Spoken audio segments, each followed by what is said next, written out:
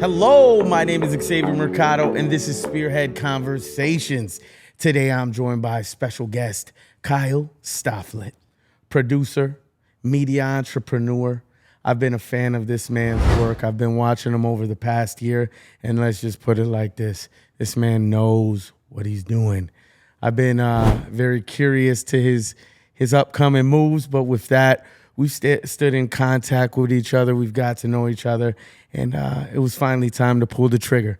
And so here we are today. So without further ado, how are you doing, Kyle? Hey, I'm doing really great. Super excited to be here with you, Xavier. It's been awesome to see you, grow and keep getting these wonderful guests and stuff on. So I'm very appreciative of being on here. Hey, man, respect goes where respect is due. How you been otherwise? Lately, it's been quite busy for you, man. Yeah, a lot more travel these days. Like messages just nonstop. So you're running your own platform. We won't say what platform yet, but you guys, Aaron Biebert, former guest, you guys are pretty busy with this platform you're running. Yeah. So Aaron is a business partner of mine. Yeah. Also his wife Jenny, and then Jimmy Jake Shaw. But we're leading this thing called ICP Hub United States. Yeah. And so we're covering the entire territory of the U.S. So that's right. A lot of people reaching out about stuff. So as you can assume, it's it's a lot of time. And yeah, it's like I said, it's been inspiring to watch. I mean, the quality is there. Your guys' quality is the type of quality I strive for. I know I got quality, but it's like seeing your guys, it gives that type of motivation. So I'm just happy to get you in here and, touch base with everything you're doing. You ready to jump in? Yeah. So where were you born? I was born in Milwaukee. Yeah? Okay. Yeah. My family was here. A lot of my like grandparents and stuff were in Milwaukee, and then like Waupaca and stuff. My parents ended up moving my sister and I out to Hartford when I was like 4. But always kept coming back to Milwaukee. So. Man, talk about Waupaca. I go up to Simcoe every year with I used to go every year, not so much these days. I got a house full of kids running around. But yeah, man. How was your childhood? I'd say it was really good. For the most part, like parents always tried to, provide what they could. There was obviously some tough times and stuff like that. Mm-hmm. But I would say for the most part, generally good. Got to play some sports and, meet a lot of people and have good memories and stuff. So, yeah. What type of hobbies were you into? For early days, I played a lot of like baseball, soccer, football. As a young kid, I would freak my parents out a little bit because I would be like reverse engineering like the TV or taking it apart and just curious how things were built. So they got a little concerned sometimes with all of a sudden just coming home to like my Xbox torn apart and stuff like that. Well, look at you done grown. Well, with this media entrepreneur, producer, you're somebody that likes to organize things and really bring the production to life. What's the earliest memory you have of doing that type of habits or traits? That's a tough one, honestly. Like, cause like, I was always about like getting friends together and stuff like that growing up as a teen, and which social media kicked off, as we were growing up. So I just kind of got like amazed by it. Helped a lot of businesses and stuff with their marketing, and just kind of got really plugged into like how these things start to take off and build communities around it. So what year you graduated? 2012. 2012. Yeah. Man, it's the beard, bro. I keep thinking like you was around the same age as me, but this confirms that I am getting older. Well, I am too. Man. Well, I'm 07, bro. hey, that's totally fine. We're still young. Yeah. So, what was your career path set out of high school?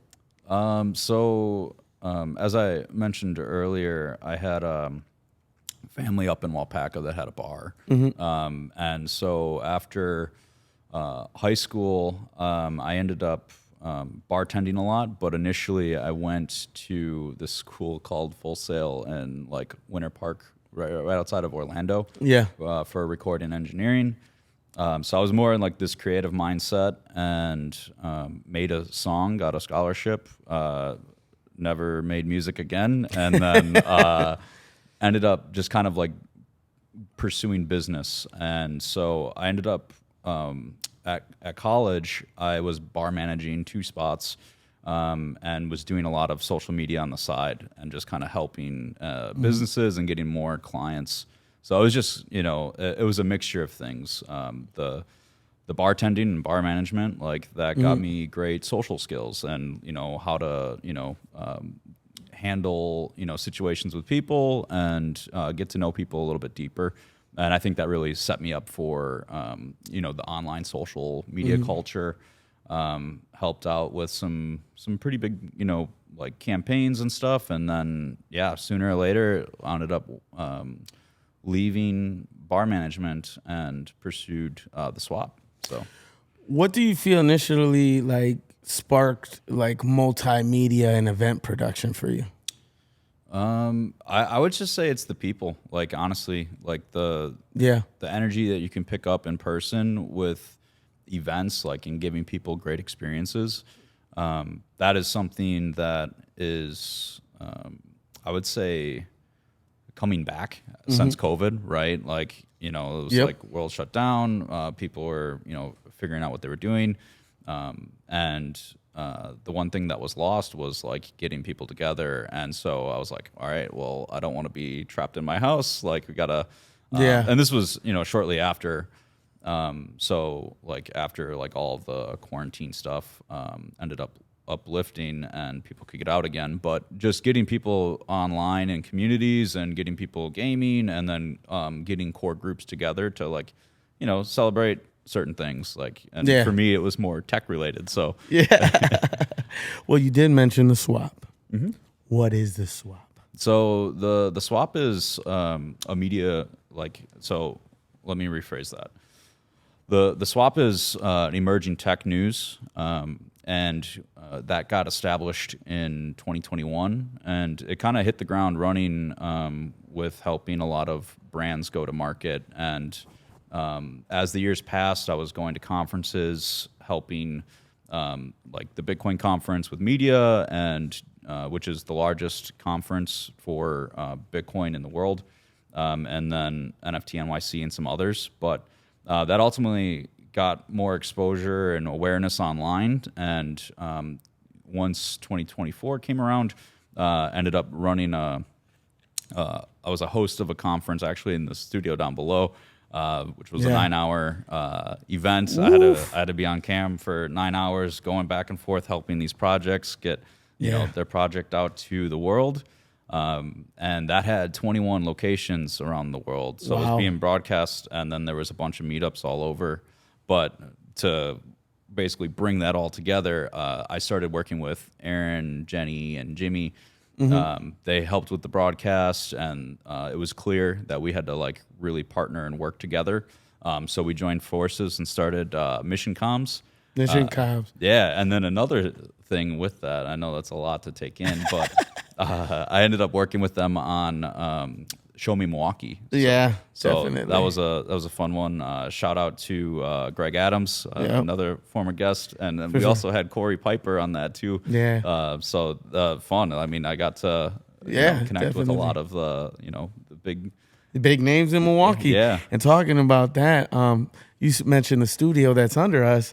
That's where I did the original Alley Faith, another one that's been on that show. But yeah, definitely, it's that type of. What would you say was the original vision behind it? So for my original like vision with the swap, one, I was involved with a lot of like crypto trading, stock trading, and all that.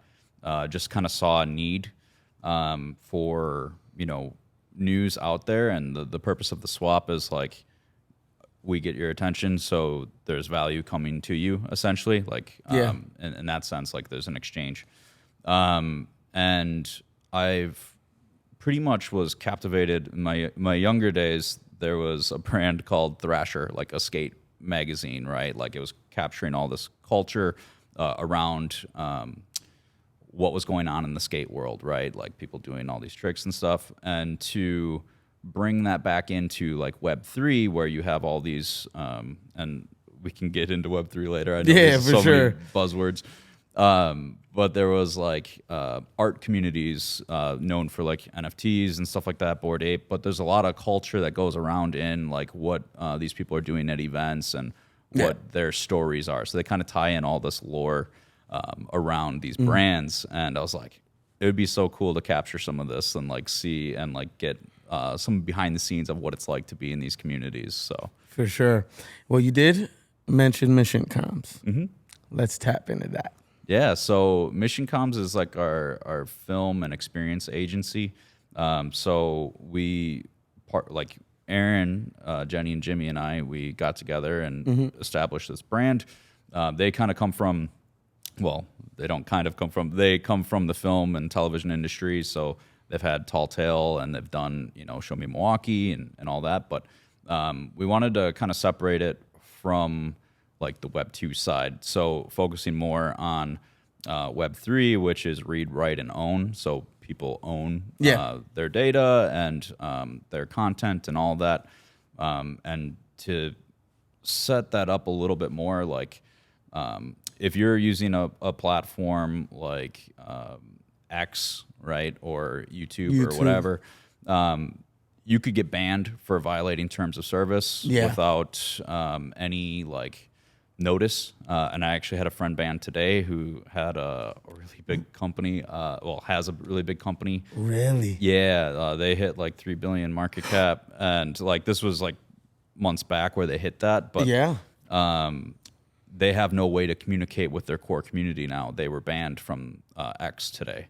Wow. So like now they're trying to figure out, okay, which other platforms can we actually use so we can, have like an established connection with our, communities and users and people that are using our platform. So that's one that is an unfortunate mess, but like to, individual creators out there, they could experience that at any point for, saying the wrong thing. And then all of a sudden they lose 1 million followers. Right? That's insane. So they essentially have no backup unless they're on other platforms. For sure. And that's essentially like the importance of like moving to this new internet, like Web 3.0. So yeah, that's it's a strong vision for like Web 3, and not everyone's quite there yet. For sure. But if we keep seeing more things, like my friend Shaw going through with getting deplatformed for his company, and other individuals, like it's just going to add up at some point. Like people are going to get tired. I mean, look at TikTok when they did the ban for 24 hours. CapCut too. People were crying, all that. They're like, how, I'm making so much, content over here, and I wasn't focusing on other platforms. So like now they lost touch with that community for 24 hours. Like it's a scary thing, especially if your life's, like work is dependent on it. So Got you. What type of platforms are on Mission Comms? So Mission Comms doesn't have its own platforms. It's more of like a B2B. Okay. So like we help brands launch, their tech products and stuff like that. And then we help curate like events and experiences around it. So to kind of like help people build great experiences with these brands and like help them with the storytelling around their brand. So, for sure. But to get to your point or your question about what like Web 3.0 platforms people could use. There's popular ones like Farcaster. One of my personal favorites is Discover, and that's DSCVR. And that one's kind of like a Reddit. Okay. And that was a community I gravitated to like really early on. I have gaming communities on there, music communities. I think it totals over like 100-some thousand like members and stuff like that. So like I was really captivated with those types of platforms because every time you post something, you actually own it. So like if someone, it makes sense. So if you post a clip right on like Instagram, I'm sure you've probably had this. Someone reaches out, hey, we want to promote your clip.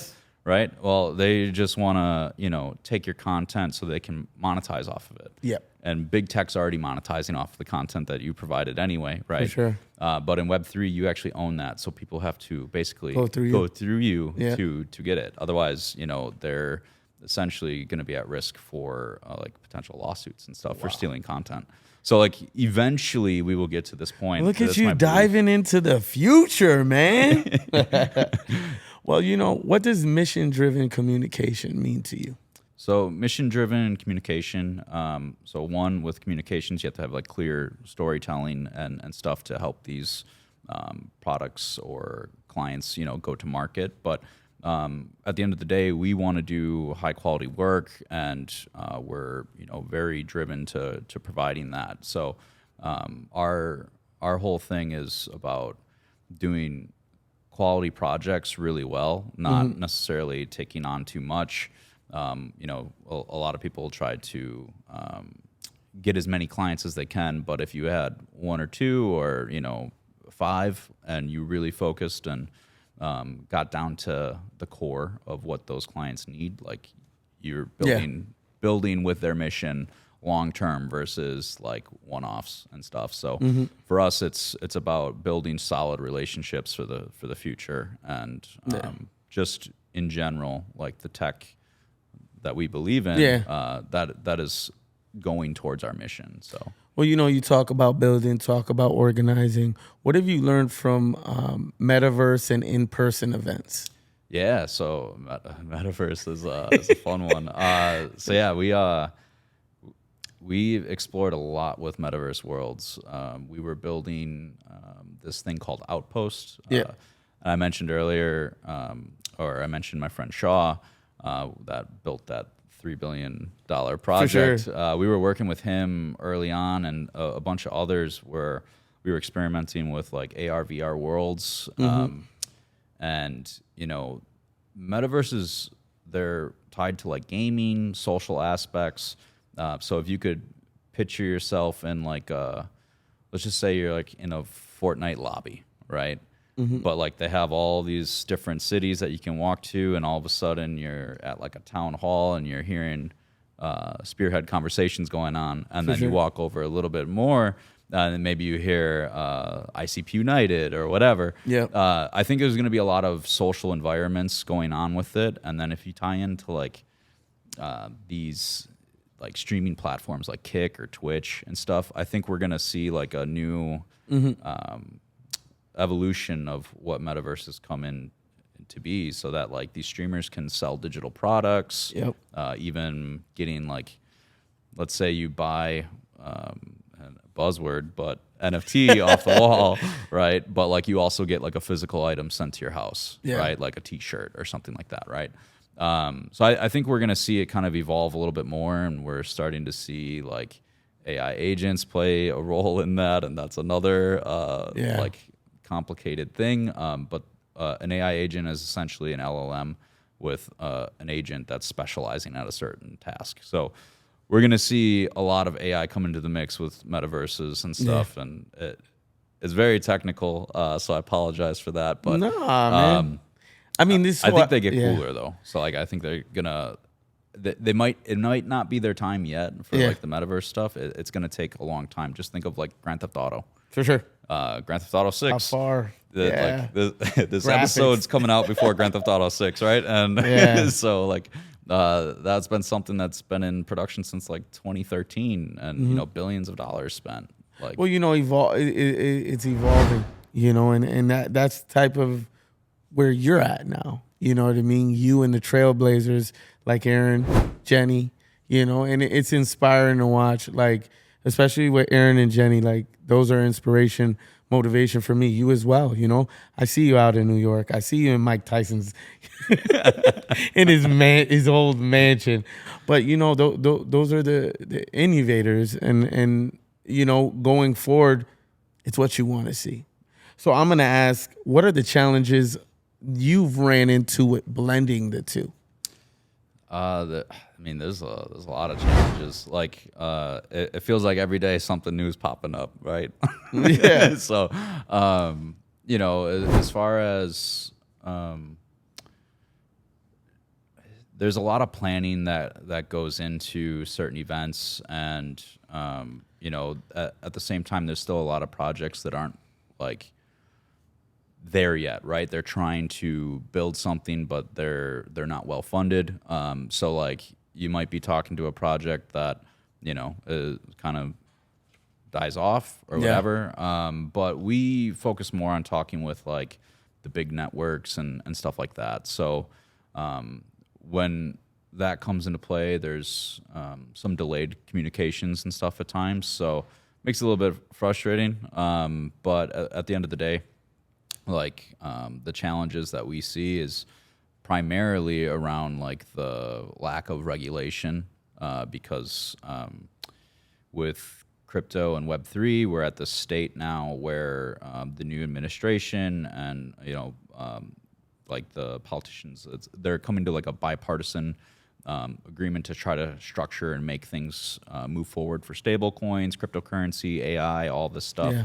And we're kind of at the mercy of those proposals and bills and stuff getting passed through. So it's more so like the macro versus like the direct day-to-day things that we would face.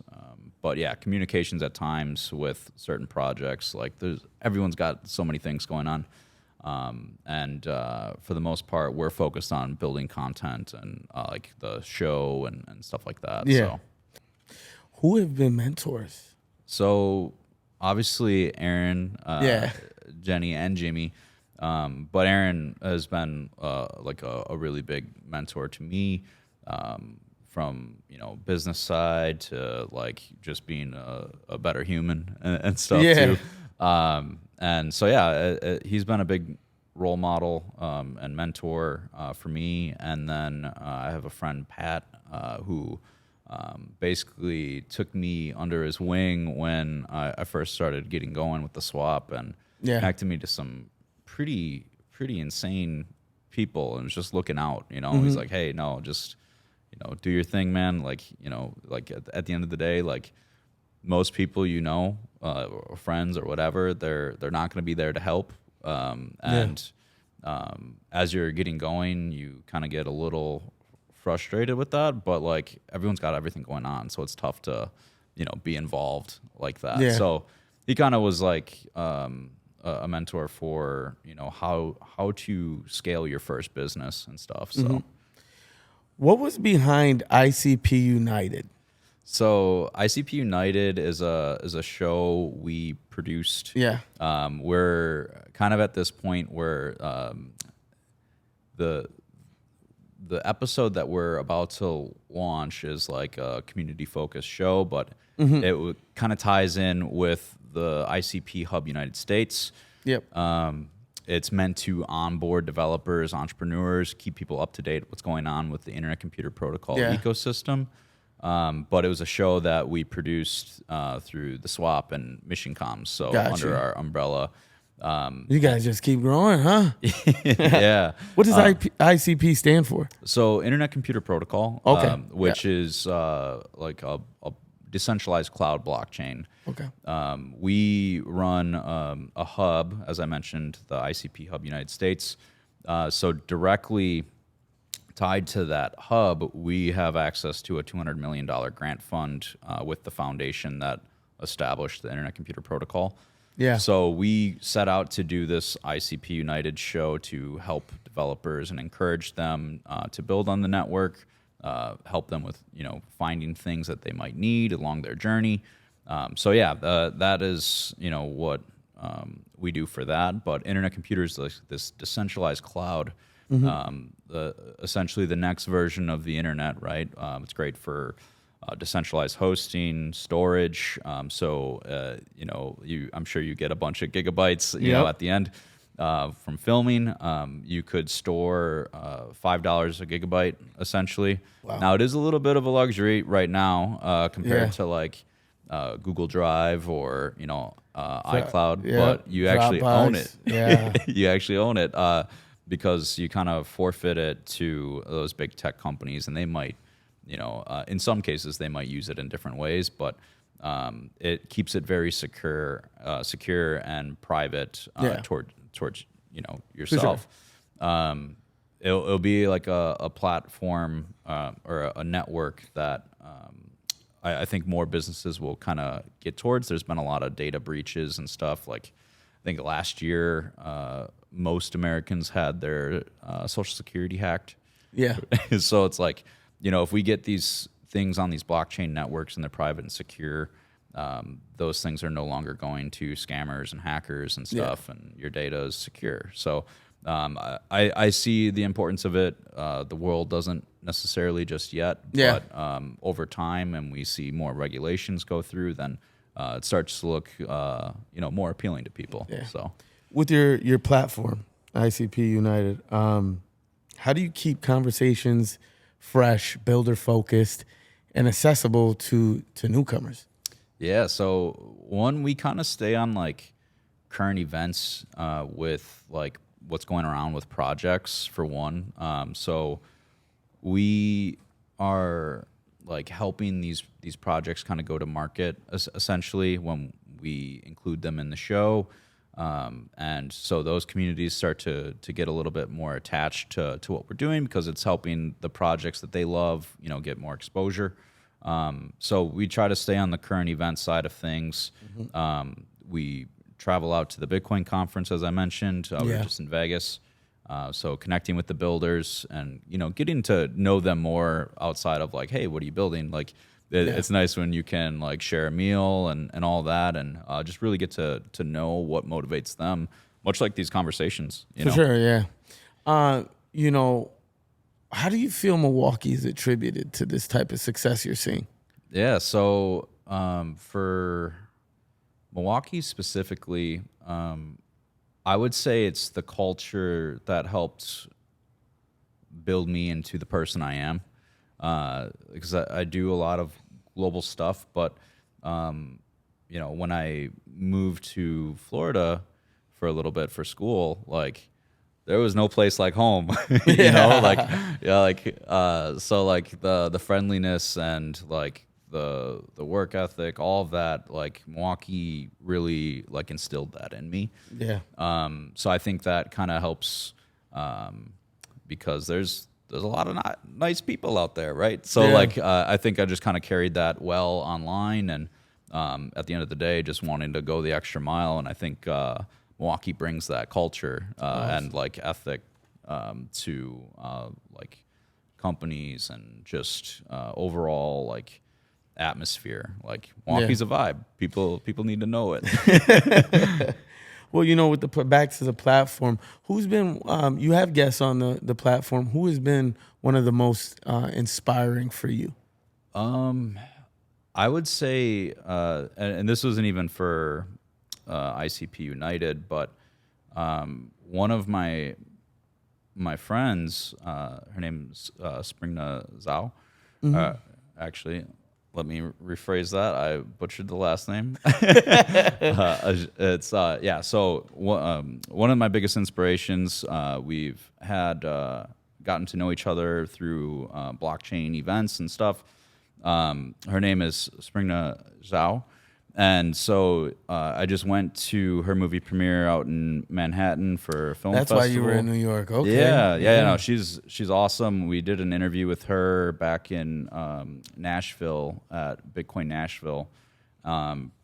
She has this big documentary coming out that features Beeple, Rafiq, all these big names in Web3. And she was just at Cannes Film Festival, won a Rising Star Award. Like, she's just doing incredible things. And she's already on path to do another film. And so as far as, like, blockchain-related inspirations, I think, it's really cool to see what she's doing, especially, like, it's such a niche thing right now. Just happy to be along, supporting, her along the way and stuff. So, other inspirations, I would say, Beeple for one, like the creative explosion that he had. He had the big $69 million NFT sale. Oof. He's from Wisconsin. Oof. Yeah. He's from Wisconsin. You hear that people say that number 69 million, Yeah, bro. it's 69 million. Yeah. Yeah. So he brings a lot of the fun vibes to the scene. He's doing events, he's helping artists. He moved to I believe South Carolina. Yeah. I would love the chance to work with him sometime on an event in Milwaukee, perhaps. I think what he's doing is really cool, and it's uplifting, the arts community. And speaking of arts community, shout out to 100% MKE. We here. Crypto early on was something that you were really putting an emphasis on. Is that still something you're with? Yeah. So basically, when I first got into crypto, that was in 2011. I was with my friend Joey and Mason at a sleepover, and we started getting prepared to mine Bitcoin. So that was like a early, back when it was under $1 and all that. And didn't stay with it, unfortunately. Very costly mistake, but for sure. I kind of kept interest with it going through to college and stuff over the years. I started trading it more in 2019. And so I still traded a bit, but I'm more so focused on the tech versus the hype and speculation with it. Okay. As the new leader of ICP Hub US, what is the next phase in keeping those grass roots in that type of ecosystem? Yeah, so right now our focus with building out the hub and supporting the larger network, because the ICP Hubs network is a lot of countries around the world. So with us currently, our focus is this big hackathon. So a place where people can build their products online. And that's going to be starting here soon, July 1st, and it's called World Computer Hacker League.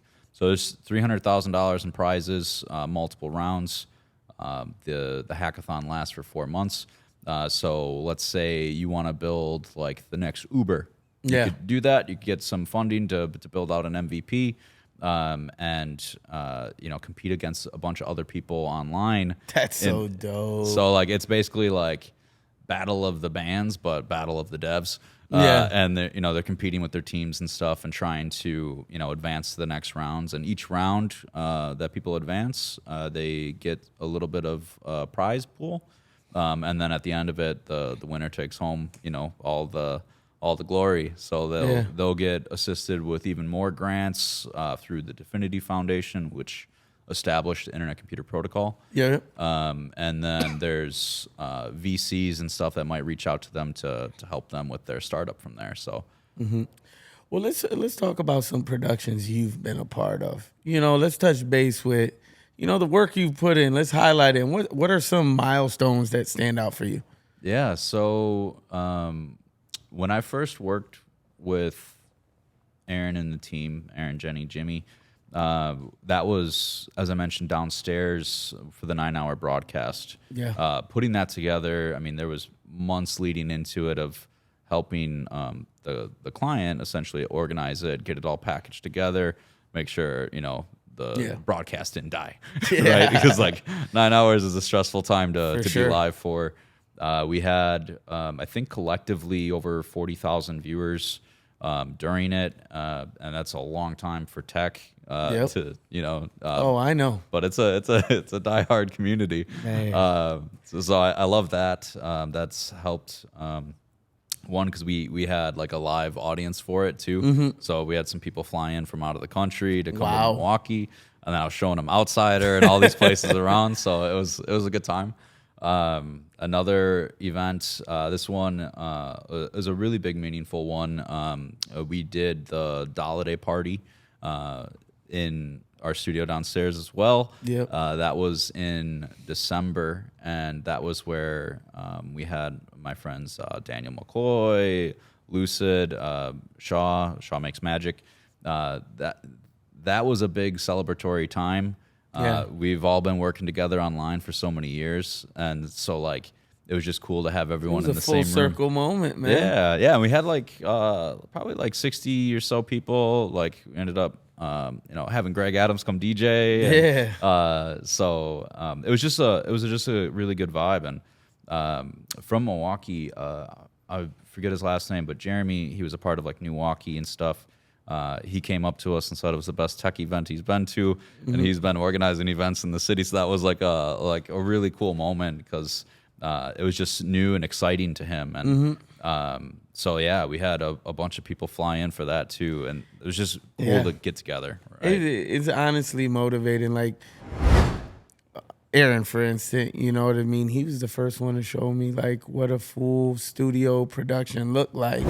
And then within, manifesting that within months, boom, I made that move. I did call him before, like I ordered stuff, but essentially my editor, shout out Van Plu. That type of inspiration led to, having the guidance from Van Plu to get all the equipment that I have now. But you need people like that in the forefront. You need trailblazers such as yourself. Where do you see yourself in the next 5? That's a tough one. Crypto and like Web3 and all that. 1 week feels like a year. So it's tough to necessarily say that, but I believe I'll still be working with Aaron and them. We want to be doing more films. So documentaries and all of that. With the swap, we essentially want to launch a lot more shows, kind of like a bar stool in a sense, where there's a bunch of different creators, releasing their shows and so Let me on. know. Yeah. Let me know, bro. Hey, I mean, we're definitely into it. So Don't say the quality's not there either. No. Aaron's already going to be like, dude, he's got the cameras. We're good to go. Yeah, we're good to go. But, I always say this is the most important question of the interview. What advice would you give to media entrepreneurs such as yourself and, people that have followed in your path, and also our youth across the city and across the country? Yeah. For media specifically, it is, and I know you know this, probably one of the most expensive ventures you could get into for your first business. If I told people how much I've done, hey, thank you. I'll shout out to my wife, Stephanie Mercado, because she definitely believed. But yes, it is very expensive, and it's not. Yeah, it's a pretty penny. Oh yeah, yeah. There's so many costs that go into it, like that, and there's times I didn't even use stuff that we've filmed. Yeah, and I'm just like, we spent so much to do that. So yeah. I mean, I would say one, make sure you're passionate about it. If you're not passionate about what you want to do, like it doesn't make sense then. But just make sure you're ready if you're going to go into media. You can start from where you're at. If you have a phone, get going there. Do a lot of social content, explore new styles, and kind of venture that way. Build up, like a resource pool of funding, and slowly expand at first, because getting used to equipment is going to take a little bit of time, and always make connections. Connections are what's going to help you, meet the next person that gets you your next interview and stuff like that. So if you're not networking, it's going to be really tough for you to do media. Okay. I appreciate you coming on, man. I appreciate you sharing your advice, and also just sharing your journey. You know what I mean? I did this interview a little bit different because I really wanted to promote the type of work you're doing, because I believe in that type of work. For me, it's the future. If I, going into the future, everything's going digital. Everything's going on platforms. So me being in that community, I truly believe in what you're doing. And I just want to say I'm, not only a fan of it, I look to you with so much like inspiration. And I want to thank you for taking the time to be on here. And what are ways people could connect with you? So, best places, and first of all, I should say thank you very much. It is an honor to be here, and I love the fact that we're neighbors. For sure, we are. So it's amazing. So it's honestly a blessing to be here and come and explore the events and stuff with you. And For sure. I know there's gonna be a lot more work down the road together. So Definitely. I'm looking forward to that. Appreciate that. It's gonna be fun. It is gonna be fun, man. Hey, we can get out to Mike Tyson's house. That's right. I might get the tattoo on the side of my face. No, just kidding. But yeah, for social media, the best way to get in touch with me is just by like X, like Twitter or whatever. My handle is just my name, so Kyle and then Stoflet. So you can contact me on there or Instagram. I don't use as much, but those would probably be easiest for Web 2 users. For sure. Well, again, man, Kyle, I appreciate you so much for stepping on here and just sharing, what you've shared today. But with that being said, Spearhead out.